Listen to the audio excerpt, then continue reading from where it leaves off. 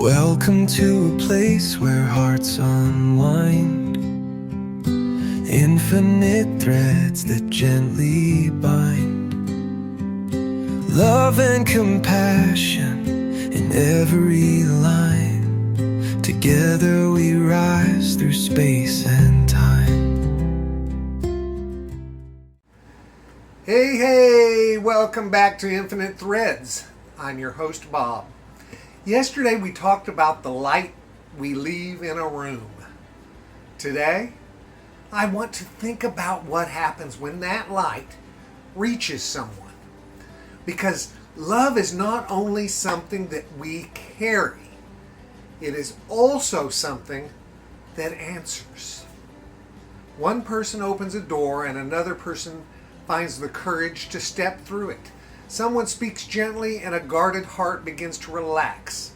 A small kindness lands in the right place, and suddenly the world feels a little less empty than it did a moment before. That, guys, that is a quiet miracle. We don't always know when another person is reaching for us. Most people don't announce their loneliness. They disguise it as busyness. They turn it into humor. They bury it beneath routine and tell everyone they're fine, because fine is easier to explain. Then something ordinary happens. A call, a message, a familiar voice saying, "I was just thinking about you." It may not look dramatic from the outside, but to someone who has been quietly wondering if anyone would notice, it can feel like a hand reaching back.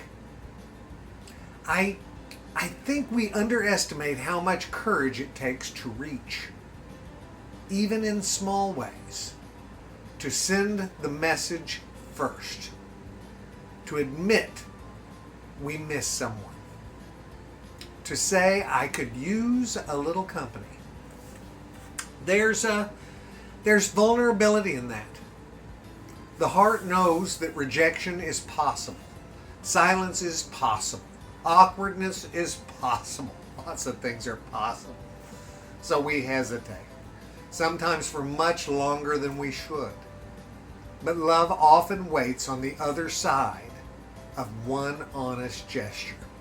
A person may be hoping for the same connection, but afraid to be the first one to say it. That is one of the tender complications of being human. We can be standing close to one another, each needing warmth, while both are afraid to reach. Someone has to break that spell. Someone has to risk the small, brave movement toward another life. It doesn't have to be grand. Most of love's best work is not grand. It may be a text that says, "How are you really doing?" It may be sitting beside someone without trying to fix the sadness too quickly. It may be the decision to answer with patience when another person's fear comes out sideways. Love becomes real in moments like that, not as a theory, as contact, a hand reaching, a hand answering. There's something deeply healing about being met.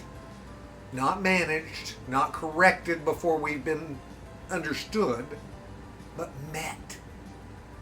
Someone comes close enough to recognize that we are more than the mood we're in, more than the mistake we made, more than the guarded version of ourselves that we've been showing the world.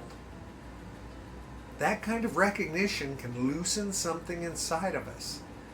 We begin to believe, if only for a moment, that we do not have to survive entirely alone.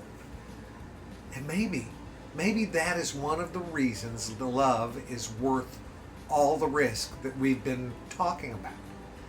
Because when love answers, it changes the question.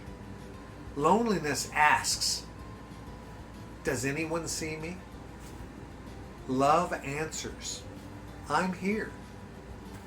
Fear asks, "Will I be too much?" And love answers it, tell me the truth anyway. Grief asks, can anything reach this far into the dark? That's a tough one. But love answers, sometimes without words, by sitting down beside it. That's not a cure for every sorrow. It definitely isn't. Love doesn't always remove the burden. Sometimes it simply puts another shoulder near ours, and somehow the weight changes. A person can endure a hard season differently when they know someone is willing to stay near the truth of it. I've always found that beautiful. I mean, beautiful. Not easy, but beautiful. There are people who become safe harbors in the middle of ordinary life. You may not have seen them every day. You may not even talk as often as you wish. But somewhere inside, you know they would answer if you reached. And that knowledge matters. It makes a big difference. It gives the heart a place to rest even before the call is made. I hope we can be that for one another. Not perfectly. No human being can be available every moment. We have our own weariness, our own limits, our own lives to tend. But we can still become more aware of the people around us who may be reaching quietly. The friend whose jokes have lost their usual light. Or the family member who keeps saying they are okay a little too quickly. And you always recognize that, don't you? The person who stopped showing up in the small ways that they used to. Love pays attention there. It doesn't barge in and it doesn't demand a confession, but it simply leaves the door open enough for honesty to enter. Sometimes that's all someone needs.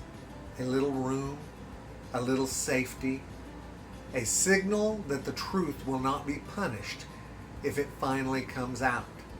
And when someone does reach, we have a chance to become part of their evidence that love is still there. And that love is still here. That chance is sacred. We may not know what it costs them to speak. We may not understand how long they stood at the edge of that message before pressing send. So we answer with care. That doesn't mean that we always have to find the right words either. Sometimes that's very hard. Most of the time we won't. But love doesn't require perfect language. It asks for presence. It asks for enough humility to listen. It asks us not to turn another person's vulnerability into a burden that they regret sharing. There's grace in a gentle response. There's grace in saying, I'm glad you told me. A sentence like that can become a bridge back to life. I wonder how many people are waiting. How many people are waiting for a bridge? Not a whole solution, just a place where the distance feels crossable. Maybe today we can become more willing to build one.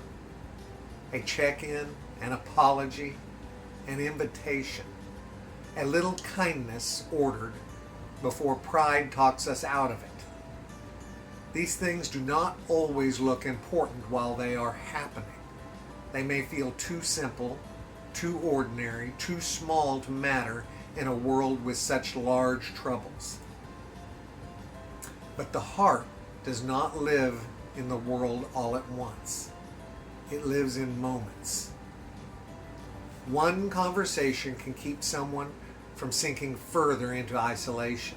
One gesture can remind a person that their life still has a place in another person's mind.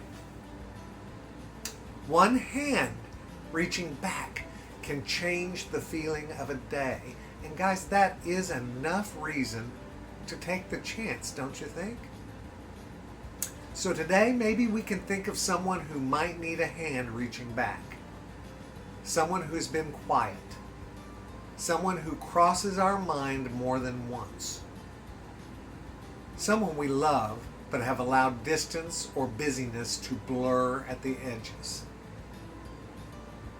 Maybe the nudge is there for a reason. Maybe love is asking to move through us in a simple way.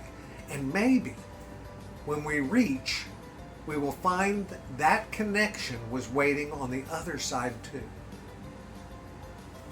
Thank you.